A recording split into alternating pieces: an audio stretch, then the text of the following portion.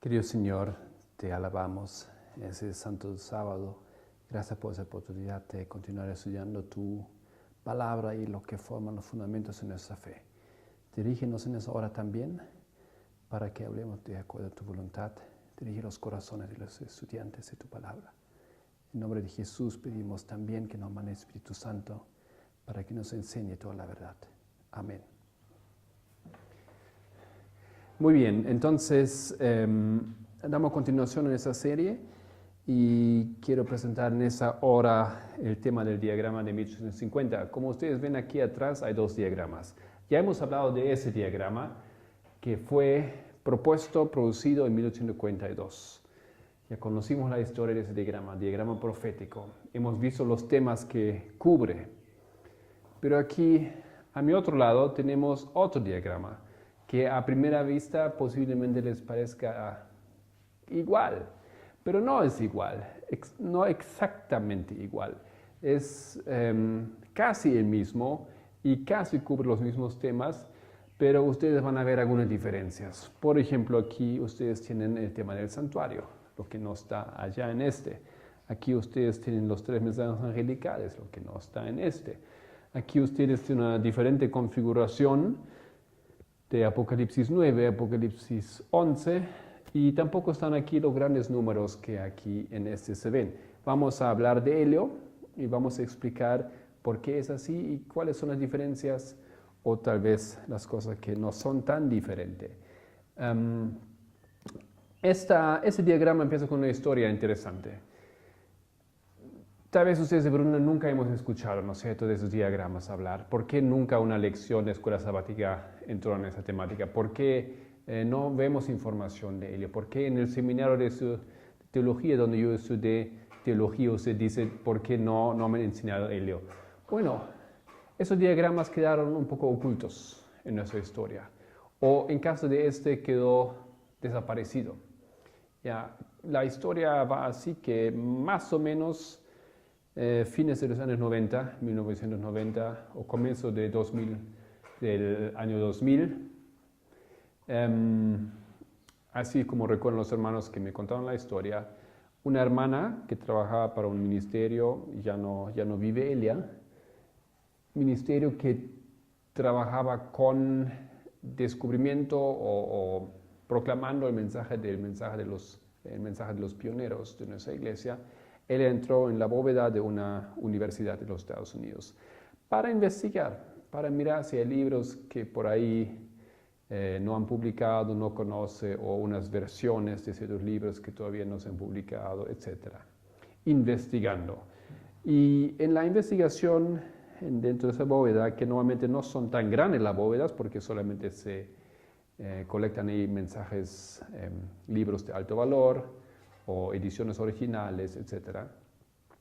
Ella en los estantes de repente ve algo extraño porque algo había caído detrás, por abajo, y era un diagrama, pero un diagrama así, enrollado, ¿no? Estaba como un tubo largo. Y eso no puede pasar, eso es imposible que pase, no debe de ninguna manera acontecer en una biblioteca. Un libro que no está en su lugar, por ahí no se encuentra nunca más, o solo por accidente. Y especialmente en una bóveda, no debe pasar eso. No puede desaparecer un artículo porque para la investigación se necesita estar en su lugar. Ella entonces con su curiosidad se agacha y lo saca. Y de ahí uno tiene que salir, uno tiene que presentar a la salida de la bóveda al encargado para que él tome nota que tú ahora sacaste ese artículo y lo quieres leer en la sala de lectura, de la cual tampoco lo podía sacar a casa o nada de ello, solamente allá lo podía leer. Para eso, hoy en día ya no se usa eso, yo creo, o casi muy poco. Hay un cartoncito que acompaña el libro o el material, en el cual uno tiene que firmar y colocar la fecha, etcétera, cuando lo sacó, cuando lo pidió. Eso aconteció con ese diagrama. Había la ficha que acompañaba, pero en esa ficha ellos podían ver, obviamente, las personas que anteriormente habían prestado habían estudiado ese diagrama. Y lo curioso era que en ese diagrama la persona que anteriormente lo había pedido era aquel famoso teólogo adventista Leroy Froom. En los años 1980, no sé exactamente cuándo, pero en los años 80 él había pedido por última vez ese diagrama. Ahora, eso es muy interesante y vamos a volver a ello, porque hay ciertas... uno puede imaginarse por qué este hombre puede haber tenido un interés que desaparezca ese diagrama. No lo podemos probar, pero no parece fuera de lo imposible que él que él simplemente lo hizo dentro de lo posible en esa bóveda, lo hizo desaparecer, ya lo hizo caer atrás. No queremos acusarle, pero yo que estoy diciendo que por la historia y por lo que él defendió en las discusiones de la teología adventista en los años 80, etc., él tiene un rol, una posición que le hizo enemigo de ese diagrama. ¿Okay?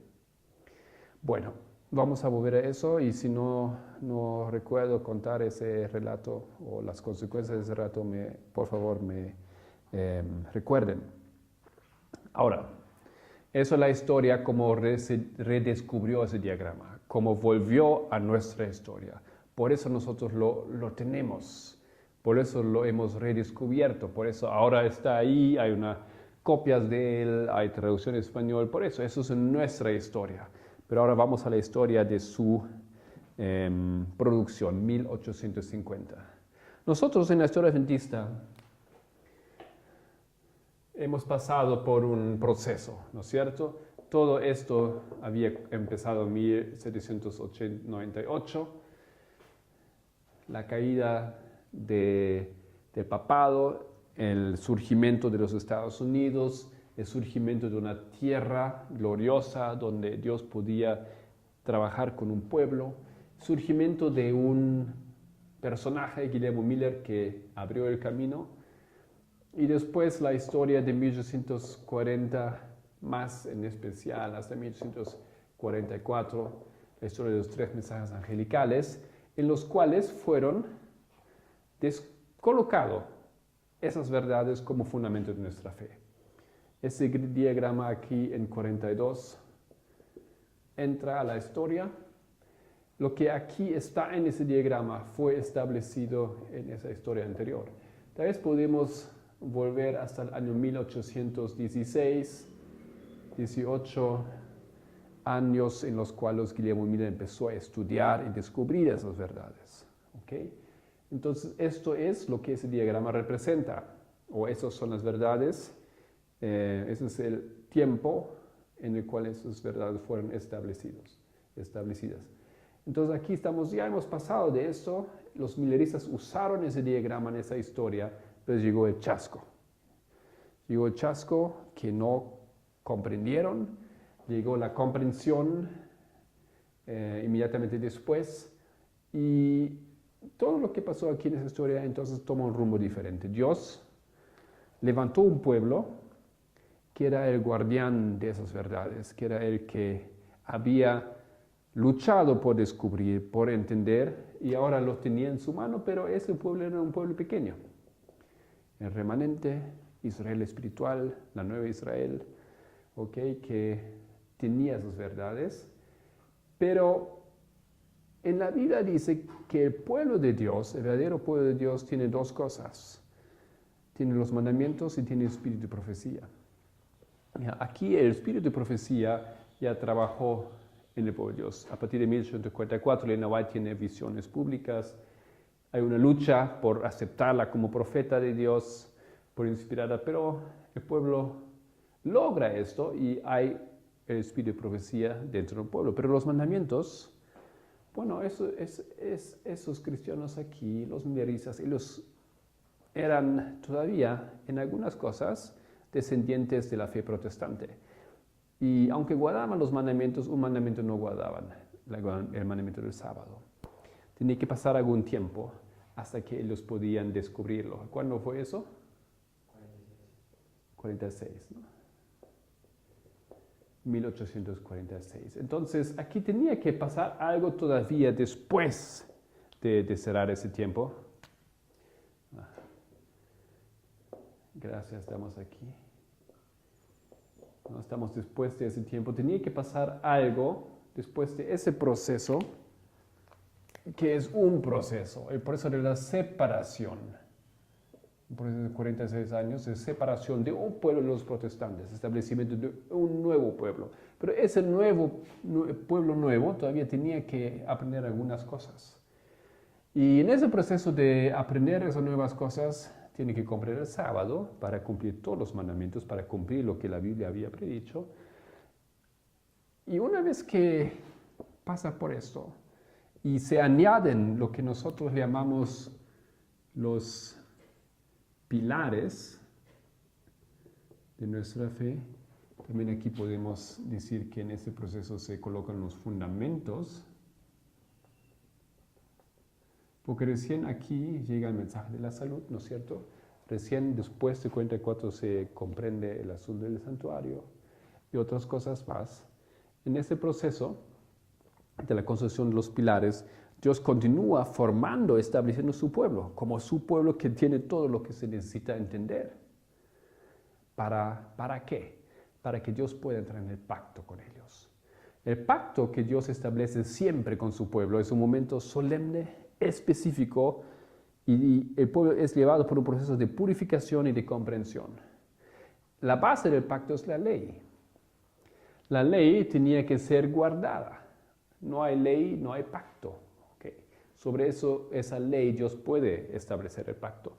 Entonces, una vez hecho esto, Dios llega al momento con su pueblo en el cual Él puede entrar en el pacto. Y nosotros reconocemos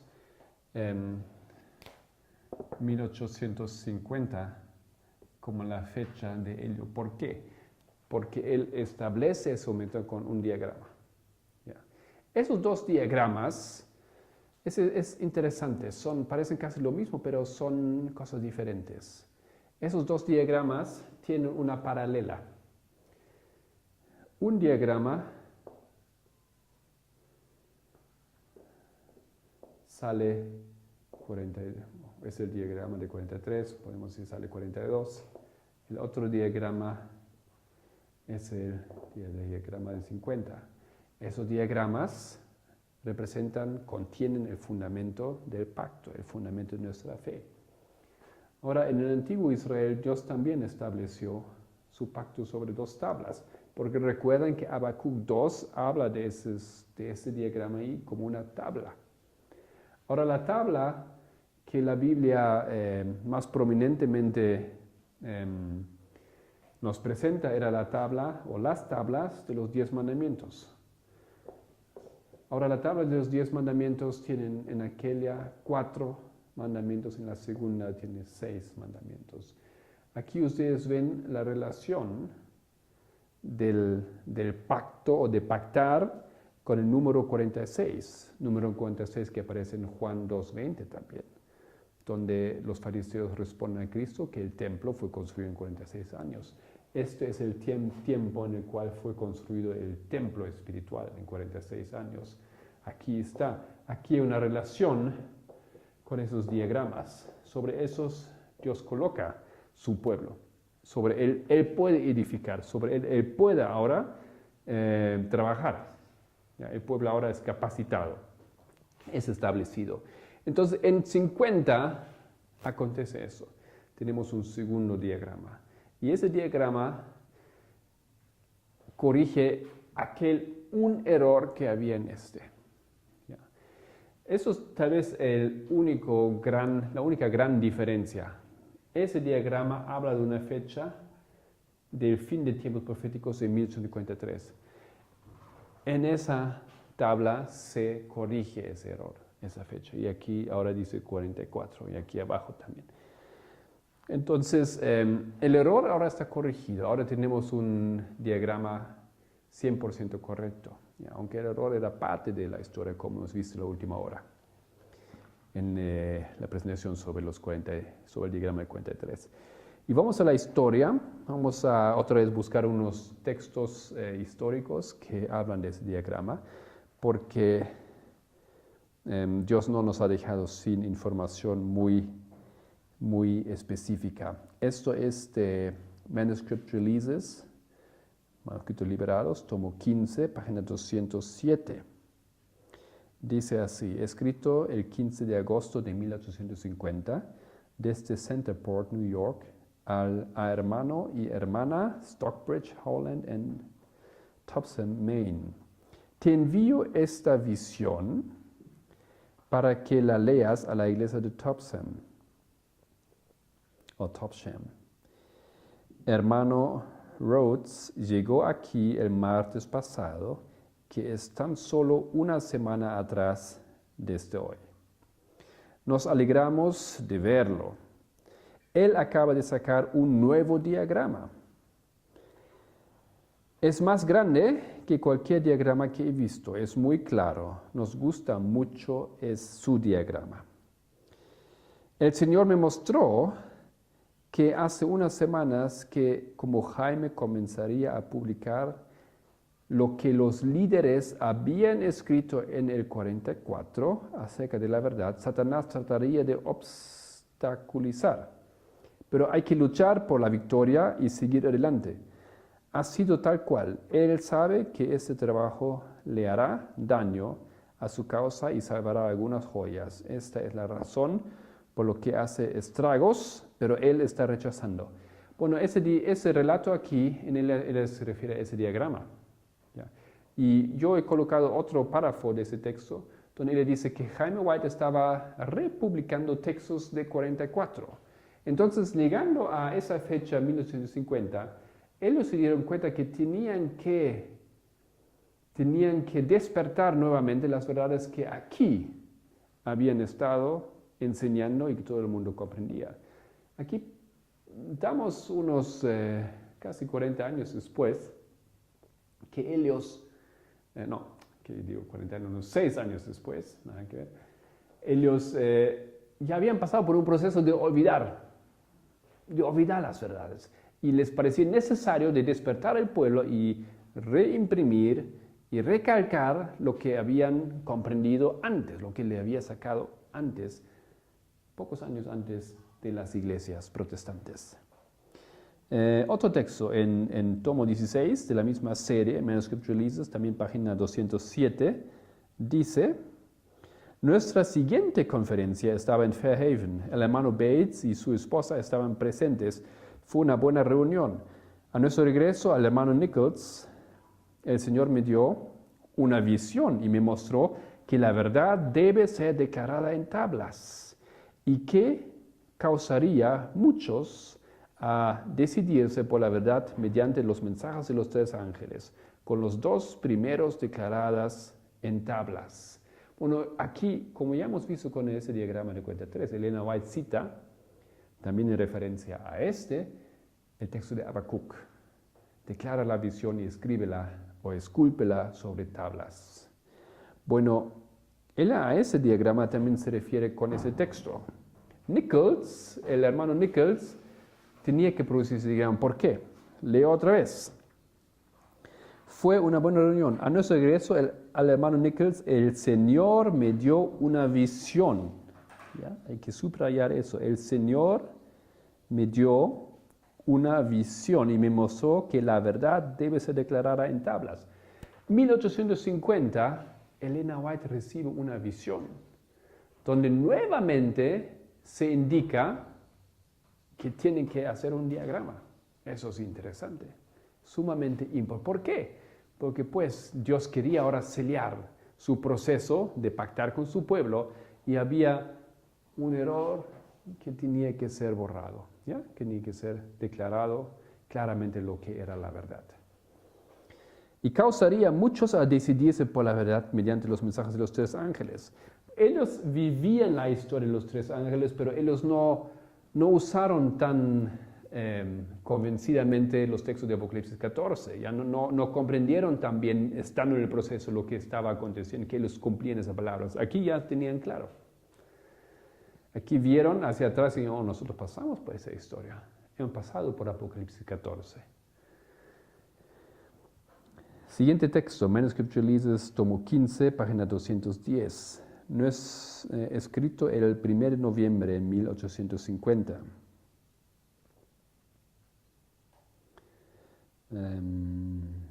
Ok.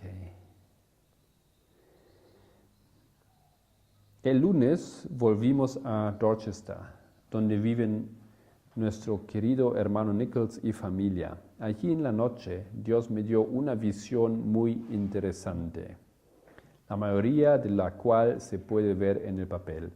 Dios me mostró la necesidad de sacar o de publicar un gráfico. Vi que era necesario que la verdad declarada en tablas tendría un gran efecto y causaría que almas lleguen al conocimiento de la verdad. Entonces ellos nuevamente hacen eso, nuevamente producen ese diagrama. Y creo que tengo que corregirme lo que yo dije, porque en la primer texto, ella, de 15 de agosto, ellos ven ese diagrama del hermano Rhodes. No, es otro diagrama que habían producido. Habían producido ellos muchos diagramas en aquel tiempo. Era más grande que todos los otros y le dice, nos gusta, pero si yo lo veo bien en ese momento, eso no es ese diagrama aquí. ¿Ok? Porque eso no es el hermano Rhodes, eso es el hermano Nichols que publicó y se llamaba Otis Nichols. ¿Ok? Entonces, si bien hay otros diagramas y le parecen bien y se pueden usar, ahora ella en 50 de noviembre recibe visiones y recibe la visión en la cual Dios le declara que tienen que hacer otro diagrama. Bueno, ¿qué significa eso si Dios manda por visión que tienen que hacer un diagrama? ¿Qué significa eso? ¿Qué significaría eso para nosotros? Si usted ahora conscientemente piensa sobre ello y entiende que ese diagrama fue producto de una visión, ¿cuál sería el impacto para su vida? ¿Qué es lo que Dios mandó a hacer aquí? Queridos hermanos, eso no es solamente un papel viejo con dibujos y números que no nos parecen complicados, etc. Eso no es solamente un documento histórico. Eso es el resultado de una visión, así como aquello ha sido el resultado de una visión. En el mismo libro, página 213, Jaime White agrega algo, dice, espero mandarte prontamente algunos papeles. El diagrama está ejecutándose en Boston, Dios está en él. Hermano Nichols está a cargo de él. Dios está en él. Ellos comprendieron esto. Tenemos a veces cartas que el esposo y la esposa juntos escribieron. ¿Ya? Por eso a veces dice Jaime White y está Elena White también involucrada. Entonces ellos juntos escriben y tenemos que aceptar en ese momento que ambos estaban de acuerdo con ese diagrama. Si Dios está en él, Dios está en él, queridos hermanos. Está en él porque ya sabemos que Dios estaba en este diagrama y ahora ellos hacen ese diagrama y que es casi lo mismo. Dios está en él. Vi, eso es del mismo libro, página 300, no, Manuscript Releases, tomo 13, página 359. Vi que Dios estaba en la publicación del diagrama del hermano Nichols. Más claro, imposible. Vi que había una profecía de ese diagrama en la Biblia. Y si esta carta ha sido diseñada para el pueblo de Dios, si es suficiente para uno, entonces es suficiente para otro. Y si alguien necesita una nueva carta pintada en una escala mayor, todos la necesitan. Entonces, ¿por qué dice él eso? Porque pues muchos habían empezado a hacer como un tipo de negocio con diagramas, ¿no? Más interesantes, mejores dibujos, más colores, etcétera, más espectaculares, más grandes. Y ahí él le dice que no era necesario. Dios mandó ese diagrama a hacer alguna vez y ahora en el 50 él mandó ese diagrama para que se produzca ese diagrama. No necesitamos otro. Si uno necesitaría ese que es más grande, más bonito, entonces todos lo necesitarían, pero lo que necesitamos es esto. Aquí Dios está en él. Vi que los diagramas ordenados por Dios impresionaban favorablemente las mentes, aún sin una explicación. Hay algo liviano, amoroso y celestial en la representación de los ángeles en las cartas. La mente es casi imperceptiblemente guiada hacia Dios y hacia el cielo. Eso es muy interesante. Tómense tiempo, bájense, imprímense, miren esos diagramas y mírenlo. Muchas veces yo he visto gente parar en mi casa, por ejemplo, delante de los diagramas, gente que no tiene a veces ni idea del movimiento adventista o de esas profecías, lo miran y tienen interés, lo miran y dicen, ¿y qué es eso? En niños, ¿y qué es eso acá? ¿Y qué significa eso? ¿Tiene algún efecto? No dan miedo, ¿ok? Aunque esas figuras tal vez son un poco espantosas o extrañas, no es que dan miedo. La acusación que muchas veces escucho que profecía intimida, que no deberíamos hablar tanto sobre ello porque el pueblo se puede alarmar, etc. Para mí, con ese trabajo, no es cierto. Tiene otro efecto, un efecto muy positivo. ¿Qué decimos entonces? ¿Qué hemos dicho hasta ahora? ¿Qué sacamos de esos textos? Aquí, en 1850, entra en la historia un nuevo diagrama. El nuevo diagrama fue ordenado por Dios y era lo que Él quería. Era necesario que ellos hagan eso. Era algo para sellar el proceso de pactar con su pueblo. Era corregir ese antiguo diagrama, pero en realidad casi repite todas las verdades que estaban en él. Podemos abrir nuevamente Habacuc 2.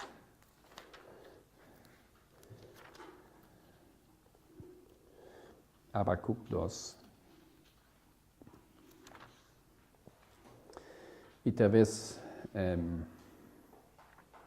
entender mejor lo que habíamos leído en la última presentación. Versículo 2, la respuesta de Jehová.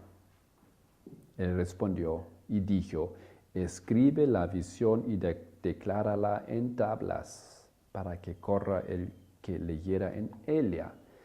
Elena White dice aquí que tenía un efecto positivo en los, era necesario, ¿no? Los que, eso es para mí el correr, tú lo ves y tú tomas medidas, tú haces algo cuando lo comprendes. Pero aquí en la orden del Señor habla de tablas, eso es plural. ¿Okay? Nosotros habíamos dicho, aquí se cumplió esa profecía y eso es cierto. Se hizo el diagrama y se hicieron 300. La verdad fue declarada en tablas, en muchas. Pero también lo podíamos interpretar de esa manera, y eso también es correcto, que ahora tenemos un diagrama, el 43, y tenemos otro diagrama, el 50. Son tablas, son diagramas. ¿Recuerdan el texto de Spalding y Magan que hemos leído en la última presentación? Hemos leído dos textos, un texto de primeros escritos y otro que era casi igual, Spalding y Magan, donde Elena White habla algo sobre el diagrama. Déjenme encontrar rápidamente. Y casi los mismos textos. Ok, página 1, párrafo 3. Él dijo lo siguiente, vi que la verdad debe presentarse claramente en tablas, que la tierra y su plenitud son del Señor y que los recursos necesarios para esto no se deben ser retenidos. Vi que la vieja carta fue dirigida por el Señor y que ninguna cifra de ella debe ser alterada excepto por inspiración. O sea, tú puedes hacer un diagrama. Eso no es un problema. ¿Ya? Entonces, en ese texto aquí de Spalding y Magan, Elena White dice que ese diagrama no se puede cambiar, excepto por inspiración. Y no hay nada que cambiar porque fue dirigido por la mano de Dios, salvo ese error aquí. Y eso se hizo y se cumplió en ese diagrama, por inspiración. Por eso hemos leído ese texto donde él dice, yo vi. Dios lo mostró a ella en visión que tenían que hacer otro diagrama. ¿Por qué lo tenían que hacer? Pues por ese error. Entonces, como dije, tú puedes hacer un diagrama, no es un problema eso, no es contra la voluntad del Señor de producir diagramas que aclaran asuntos de la profecía, por ejemplo, pero aquí tenemos algo que fue inspirado y aquí tenemos otro que fue inspirado. Eso es algo diferente. Los resalta, los saca de la compañía de cualquier otro diagrama. Ya tenemos aquí dos testigos de la verdad, de las verdades fundamentales como hemos declarado, defendido en las últimas presentaciones. Ok, volviendo entonces aquí en 1850. ¿Qué más tenemos que decir? Un poco otra vez quiero resumir lo que contiene ese diagrama.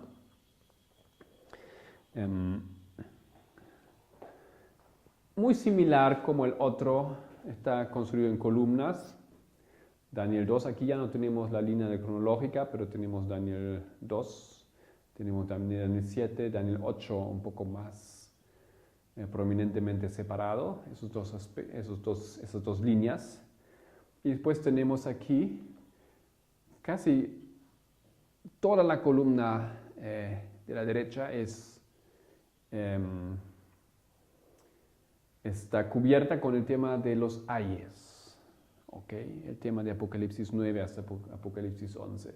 Tenemos el ay, aquí tenemos el primer ay, los mahomedanos, árabes, tenemos la segunda fase, la supremacia de los otomanos, que después terminó en años 40.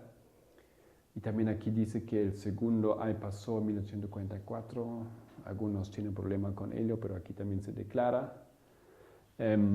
Este tema está aquí, ¿no es cierto? Y aquí está el tercer ay, y tampoco hay explicación, identificación de ello como tampoco había en este. Y después tenemos unos sectores especiales, el sector del santuario, porque ellos habían entrado el 22 de octubre en la experiencia del lugar santísimo, en la expiación del santuario. Ahora, el 23 recibieron la visión del significado del santuario. Esto llegó a ser el punto clave para comprender por qué el Señor vino y por qué no vino a la tierra, sino Él vino al lugar santísimo.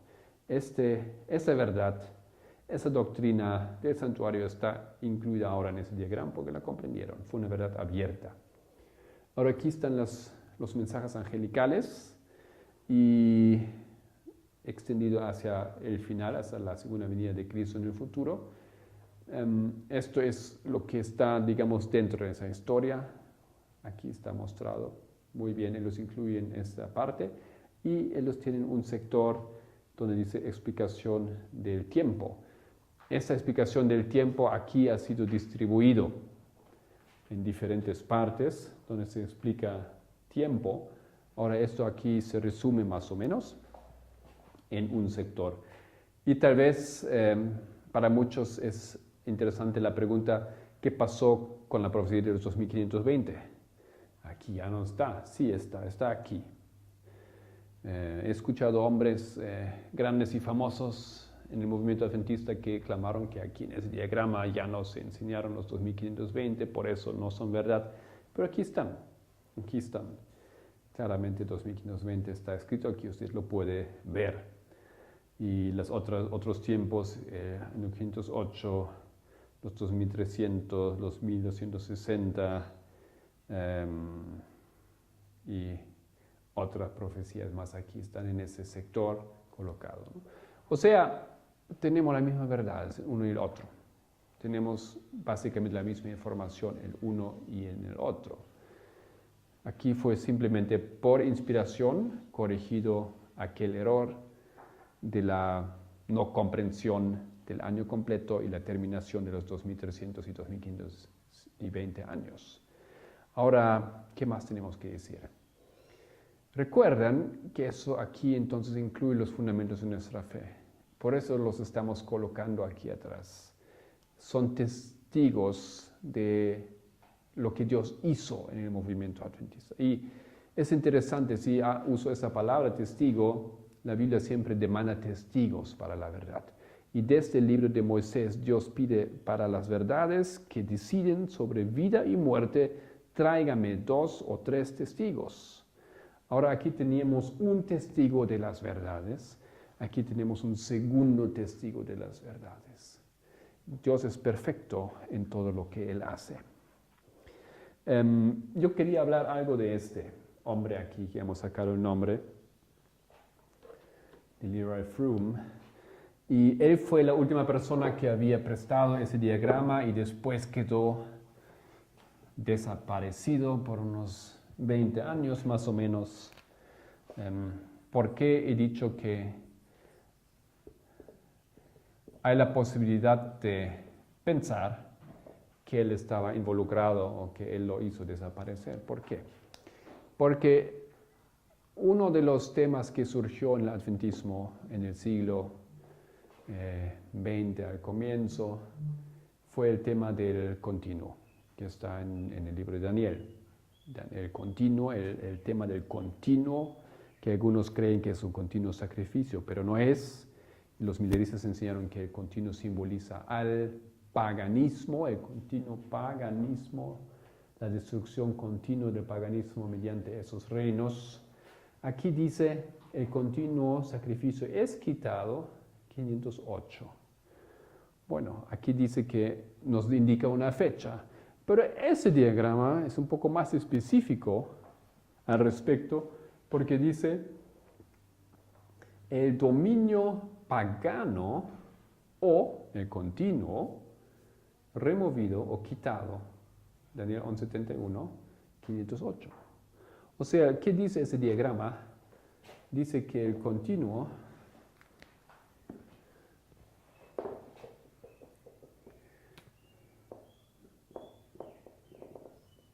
es un sustantivo aquí en Daniel y es el dominio pagano.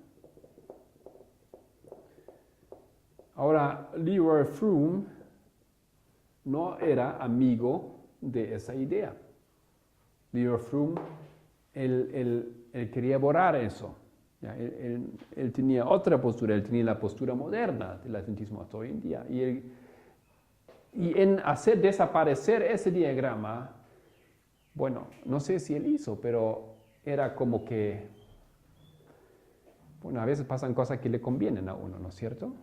A ver, no sé cómo fue, pero él fue la última persona que había prestado, después desaparece el texto, es un testigo que desapareció.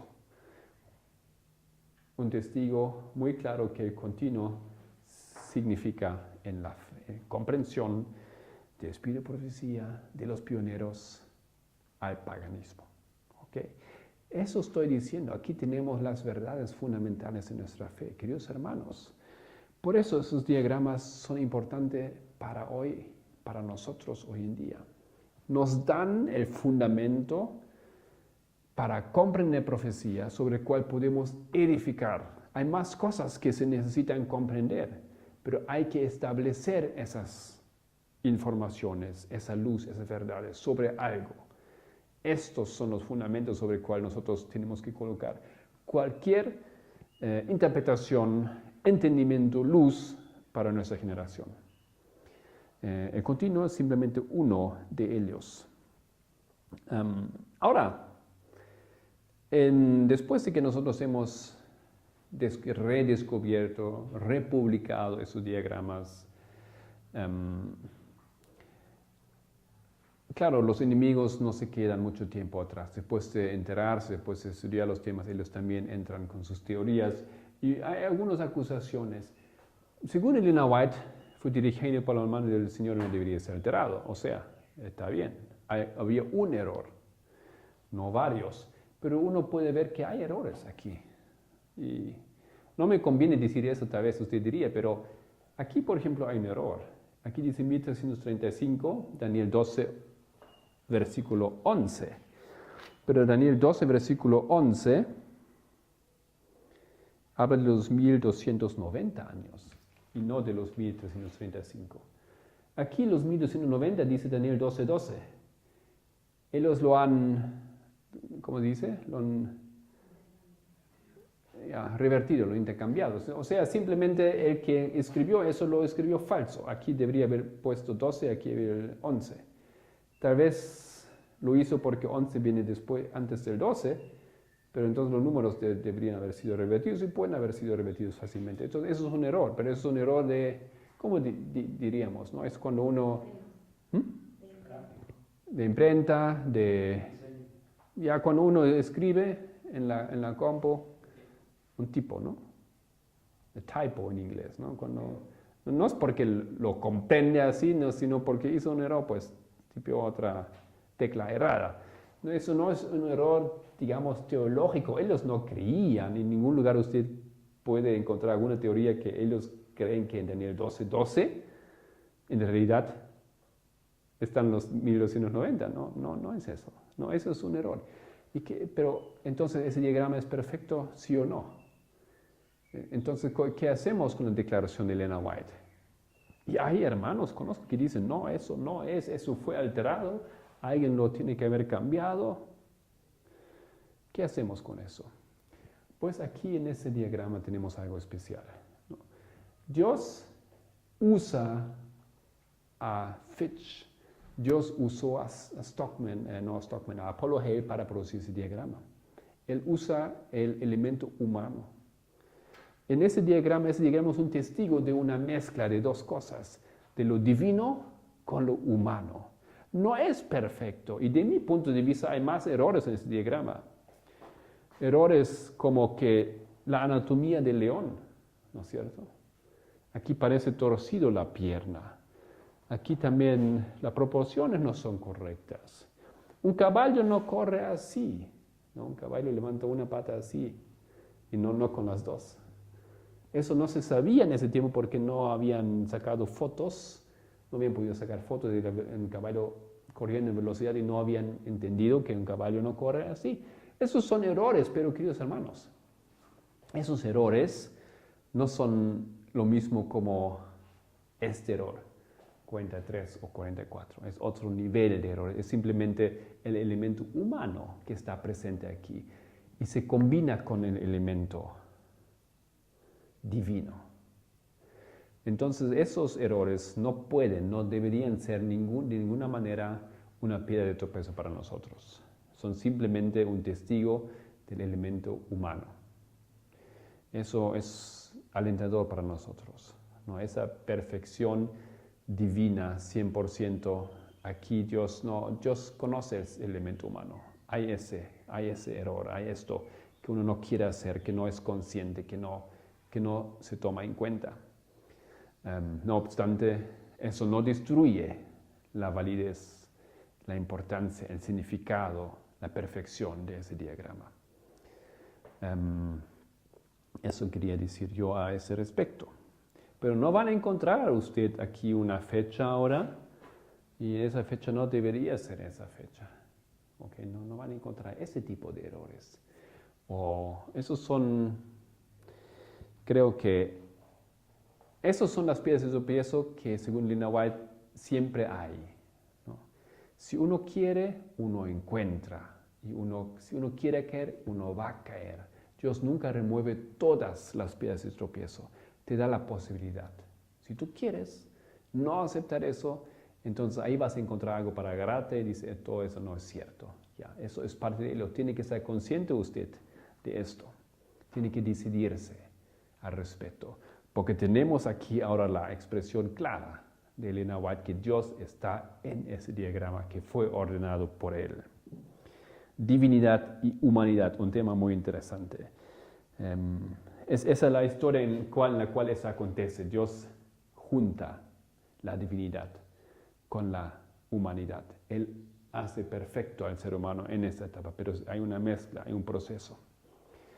Elena White, cuando habla de Cristo, cuando Él limpió el templo, Él le dice que en inglés es flash, como dice, como un rayo pasó por la humanidad de Cristo. Un rayo divino pasó por la humanidad de Cristo.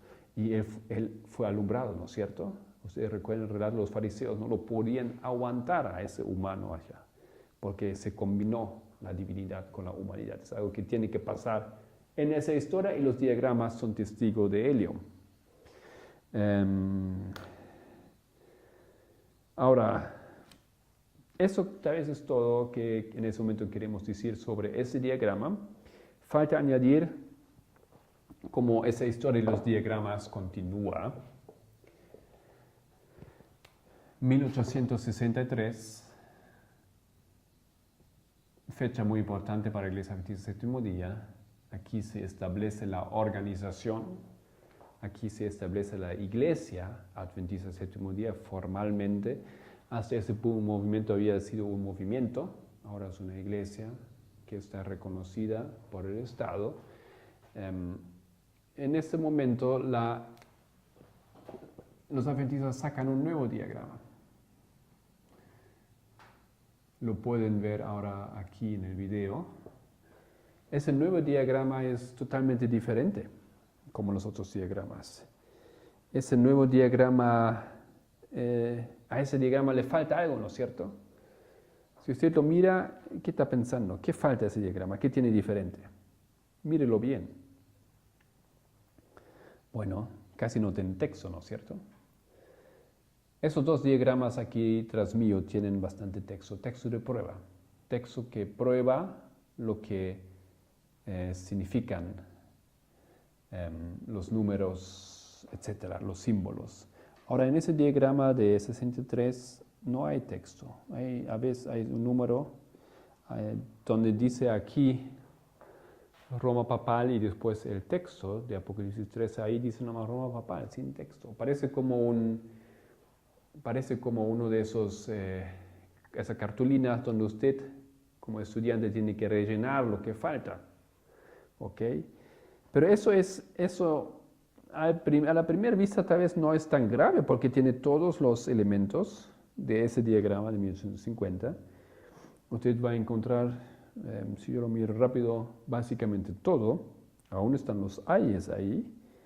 No dice que son los ayes, ¿no es cierto? Solamente dice ayes, 1, 2 y 3, pero no dice qué son. Y eso ahora nos trae un poco la problemática. Aquí empieza a explicarnos la problemática. Es importante que aquí en ese diagrama dice qué es esto.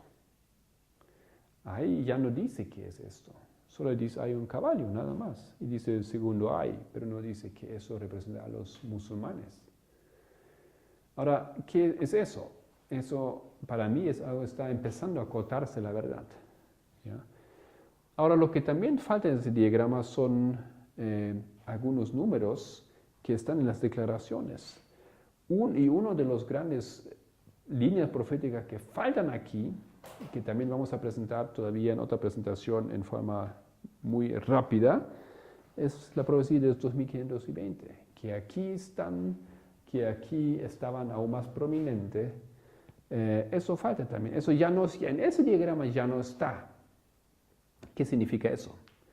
La iglesia ahora toma una posición. En esa posición de 63 hay mucho que decir. Tenemos una serie que se llama La desolación de Jerusalén, que explicamos un poquito más en profundidad qué aconteció en 1863. La iglesia quiere un rey. La iglesia quiere ser ahora reconocida como las otras iglesias, reconocidas por el Estado, formalizados, establecidos legalmente, ya no ser así un movimiento nomás con una profeta. Quieren un presidente, quieren una estructura, etcétera, etcétera. No estoy hablando contra organización para nada, pero aquí acontece algo muy interesante. En el estudio de los 2520 vamos a demostrar lo siguiente. Lo vamos a explicar y aquí no lo vamos a explicar, solamente vamos a resumirlo. Que la profecía de los 2520 comienza en el año 677. Así lo dice aquí, 677. Ahí también lo dice 677. 2520 años. Eso es la aplicación de esa profecía de las maldiciones sobre el pueblo de Dios por su alejamiento de Dios.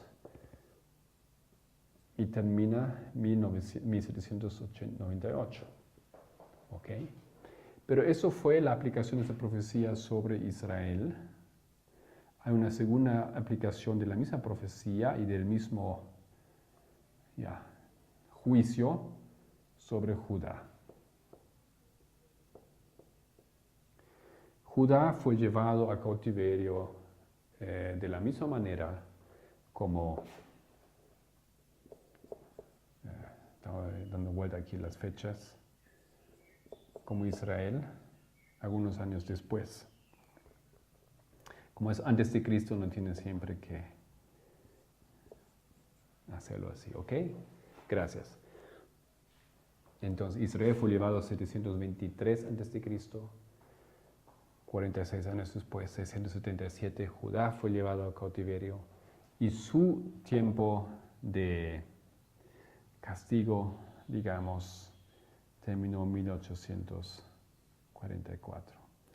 Eso es una presentación en sí, pero lo que yo quiero demostrar aquí, que esta profecía tiene un origen o tiene una explicación en Isaías 7. Isaías 7 dice que en el año 700, hay una profecía en el año 742, donde dice, dentro de, ¿cuántos años decía? 65 años, esos dos van a caer, digamos. Ya. Si nosotros entendemos cómo funciona la profecía, lo que aquí está acá, está aquí. Lo que aquí está aquí, no, al revés, está acá. ¿Ya? Entonces, esto que está aquí tiene su conexión con esa fecha. Si usted haría lo mismo aquí y pone 65 años, usted llega a una fecha que aquí ya tenemos, 1863.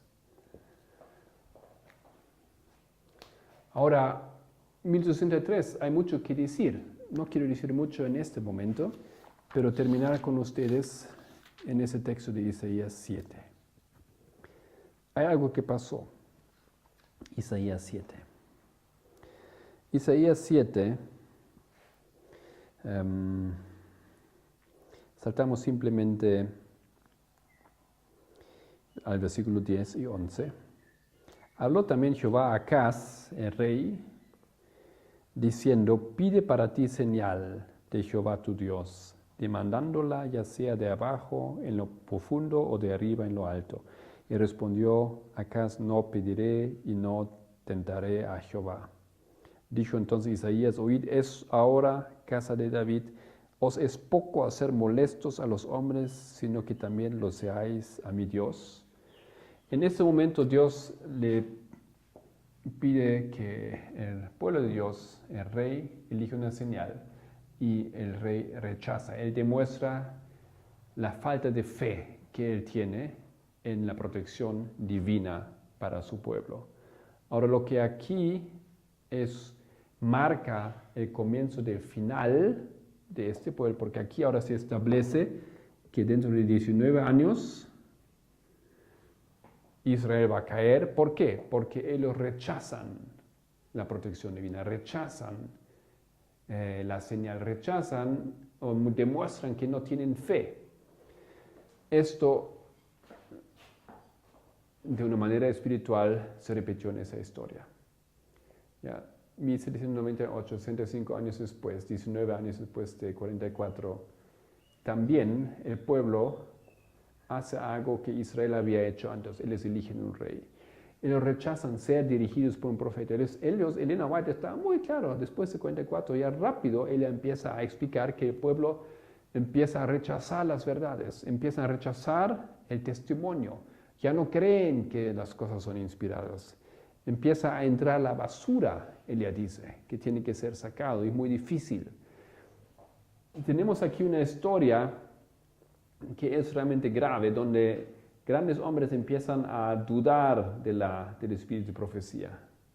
Y bueno, simplemente lo que yo quiero demostrar que aquí hay una relación con lo que acontece, con una historia donde Dios donde entran grandes errores a la iglesia, Adventista Séptimo Día. Eso se marca con ese nuevo diagrama, el diagrama del 63, donde están empezando a patarse, a sacar verdades fundamentales, donde los empiezan a cortar del diagrama profético. Y terminando con un texto, ¿quién es el autor? Aquí hay también un poco de controversia porque Jaime White, que no es presidente, pero es digamos, el líder espiritual del movimiento, en enero 64, él saca un artículo donde él rechaza los 2520. Okay. Entonces los hermanos dicen, bueno, Jaime White lo escribió, esposo de Elena White. Elena White sabía de eso. Elena White entonces tampoco estaba de acuerdo ya con esa verdad. Y le podía haber frenado. Eso es un poco el raciocinio que tienen los enemigos de esa profecía. Pero fíjense lo siguiente. Primero, no está claro si Jaime White lo escribió. Él es simplemente el editor de la revista y bajo su mandato, digamos, sale ese texto, pero no es necesariamente claro que él fue el redactor de ese texto. Si hubiese sido, tampoco habría un problema en la comprensión del asunto, pero les quiero demostrar, cerrando ahora nuestra presentación, ese texto aquí que son